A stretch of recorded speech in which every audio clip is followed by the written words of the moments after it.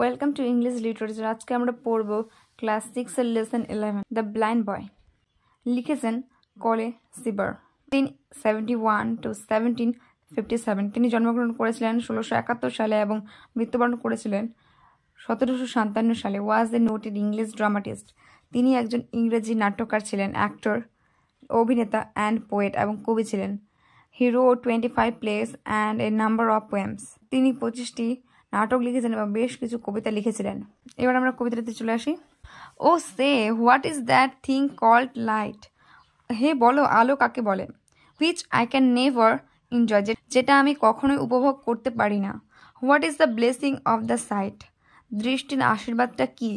O tell your poor blind বয়, তোমার দারিদ্র অন্ধ ছেলেকে বলো। You talk of wondrous things you see, তুমি বিস্ময়কর জিনিসের কথা বলো যা তুমি দেখেছো। You say the sun shines bright, তুমি বলো যে সূর্য উজ্জ্বল হয়। আই ফিল হিম ওয়ার্ম, আমি তাকে গরম অনুভব করি। বাট হাউ ক্যান হি, কিন্তু কেমন করে সে? Then make it day or night, কিন্তু কেমন করে সে বুঝতে পারে এটা দিন না রাত? My day or night myself I make, আমার দিন আর রাত আমি নিজে তৈরি করি। মানে সে অন্ধ ছেলেটা বলছে আমার দিন আর রাত আমি নিজে তৈরি করি। When ever I sleep or play, যখন আমি ঘুমাই তখন সেটা রাত, যখন আমি খেলি সেটা দিন। And could I never keep awake, আমি কি কখনো জেগে থাকতে পারি?